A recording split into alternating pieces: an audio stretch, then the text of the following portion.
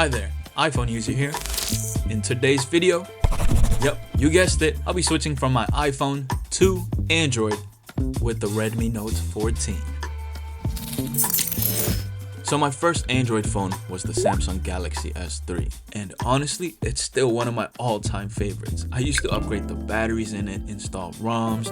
That phone was awesome. Quite innovative at the time. What's funny is that I think old smartphones have way cooler features than any new smartphones out right now. Full stop. This year, we're finally getting everything that we didn't get last year. Yeah. The big screen. True 4G. Yep. What is that? Hey, what'd you just do? Oh, I just sent him a playlist. By touching phones? It's the Galaxy S3. Well, we're gonna get that, for sure. Maybe not this time, but the next time, right? Back to the S3. That's when I first experienced MIUI, and I thought it was pretty cool at the time, being able to make my phone look like an iPhone or Windows or even more like Nexus or pure Android felt like stepping out of the Matrix. It gave users a whole new level of freedom and customization. Which brings us to the Redmi Note 14. It's my first official phone with MIUI, so let's go ahead and check it out.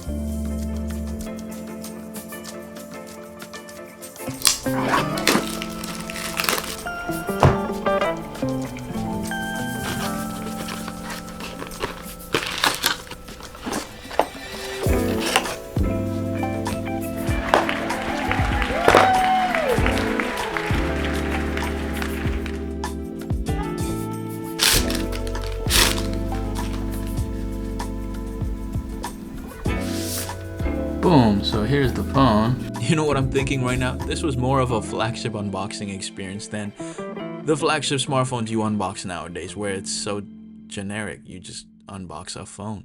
This felt a bit more special, or at least you feel like you're actually getting what you paid for. So MIUI, if you're not familiar with, was first released back in 2010. It was heavily inspired by iOS, and even today, you can still see that influence in its design. For someone coming from an iPhone, that's actually a plus. It doesn't feel like a jarring switch. Aside from the fact that it's Android, the overall user experience feels quite familiar. From the app layout and app animations to the control center and even spotlight-like search feature, MIUI feels like iOS with an Android twist. Well, here's something I haven't seen in a while, and it is bloatware. So it seems like there's a bunch of pre-installed apps, games on the phone, which I'm not going to use, but yeah, it's there. At first glance, the Redmi Note 14 makes a strong impression. It embraces a clean, minimalistic design language that feels current and understated. The Note 14 has adopted a flat edge frame with gently curved corners that echoes the design of premium flagships, giving it a modern, squared-off silhouette. The back panel, although made of polycarbonate, does a convincing job mimicking frosted glass. It's available in 3 different colorways: Midnight's Black, Coral Green, which is this one right here, and Lavender Purple. Each finish plays with the light in its own way, offering a bit of flair without being loud or flashy. Importantly, the matte texture helps to reduce fingerprint smudges and enhances grip, which is often a sore point on glossy plastic-backed phones. Xiaomi continues its tradition of including thoughtful, user-friendly features that are often overlooked in competing devices. It's got a 3.5mm headphone jack, an IR blaster that I've been using to control my TV, stereo speakers, which I'll demonstrate later on in the video, a USB-C port for charging, and a dual SIM tray with microSD card support. It also has a FM radio, which I don't really care about, but yo, that's pretty cool. While I'm talking about the features, I might as well talk about the AI features. So it supports Gemini, and it also has some magic erasing tools for photo editing.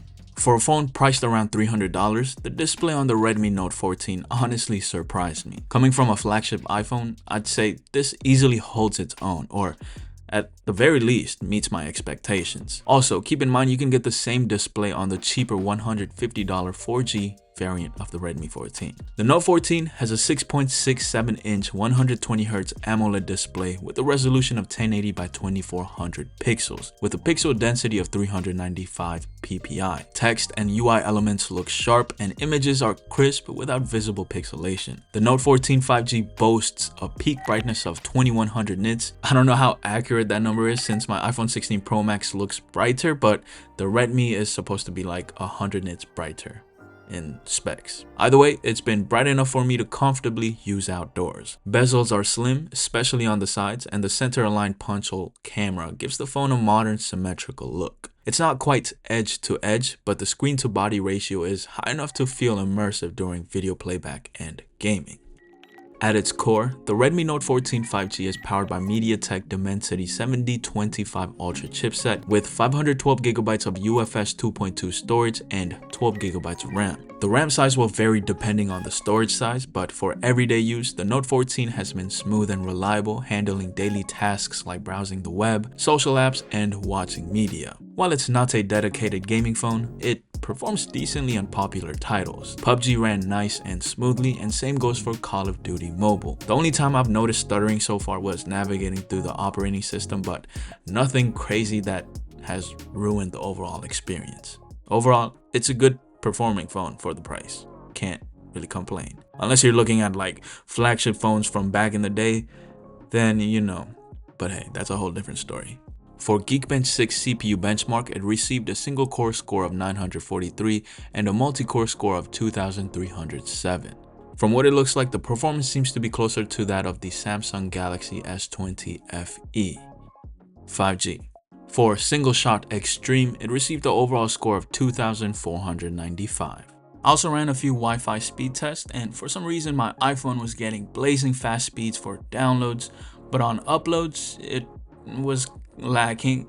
But then I ran the test again the next day and the results were more stable, and you can see how they compare. The Redmi has Wi-Fi 5 while the iPhone 16 Pro Max has Wi-Fi 7. In terms of battery life, the Redmi Note 14 5G comes with a 5110 mAh battery that delivers reliable all-day performance. You can expect over 6 hours of screen on time with typical use. In more specific tasks, it lasts around 12 hours while browsing the web, 7 to 10 hours during continuous gaming, and roughly around 10 hours of video playback. On a light day, I can easily get this phone to last me 2 days. Charging is also impressive. Thanks to 45-watt fast charging, you'll get 34% in about 15 minutes, 60% in 30 minutes, and a full charge in about an hour. The Redmi Note 14 5G sports a classic economy setup, a 108 megapixel main camera with OIS, which sounds out of this world for an iPhone user like me, an 8 megapixel ultra wide,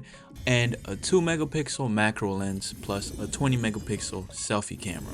The main camera can capture some vibrant and detailed shots in bright conditions. Aided by night mode and OIS, it handles low light scenes pretty well, retaining detail, brightness, and balance. The ultra wide, on the other hand, struggles at night. Expect noisy, dull shots with clipped highlights, which is to be expected. Even in flagship cameras, the ultra wide cams aren't as good as the main cameras. But still, in ideal lighting conditions, the ultra-wide camera is capable of taking some decent looking photos. The 20 megapixel selfie camera does a decent job. Colors look fairly accurate, but it lacks the sharpness and dynamic range you'd expect from higher end devices. Video recording is capped at 1080p at 30 fps, which feels limiting in 2025. That said, the main 108 megapixel camera performs well for its class, especially with the added benefits of OIS and night mode, which noticeably improves low light shots, but its auxiliary cameras and video options lag behind, making them serviceable rather than compelling. If photography is a priority and you're okay with sticking to the daytime scenes or the main shooter, it's a strong pick. But for more creative, high detail, or video focused user, you might want to look somewhere else, maybe like the other older flagship phones I was talking about. So overall, the Redmi Note 14 5G stands out as a compelling mid-range choice, delivering features often reserved for higher-end devices at a wallet-friendly price. It's a thoughtful evolution in Xiaomi's lineup, offering solid improvement in key areas, though not without its drawbacks.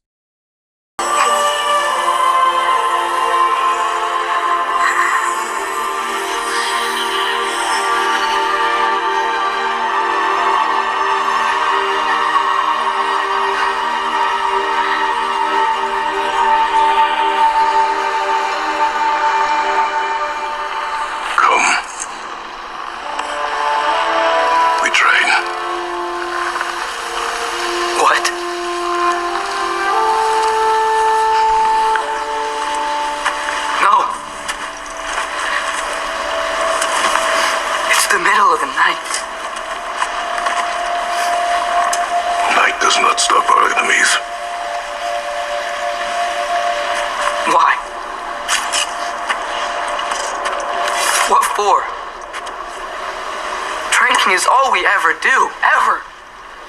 It's not enough. We can't hide forever. We do not hide. We prepare for a fight for which we are not ready. Go. Whoa. Are these all Aesir gods? What? You think all Aesir are gods?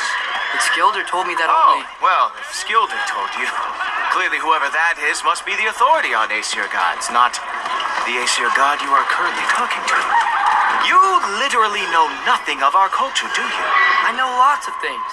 I know a giant built that wall. A giant built the wall that keeps out the giants. Hrimthur, son of Thamur. I know the whole story. Really? I truly cannot wait for you to regale me with the revisionist tales of Asgard's architectural history. Is that Odin's palace?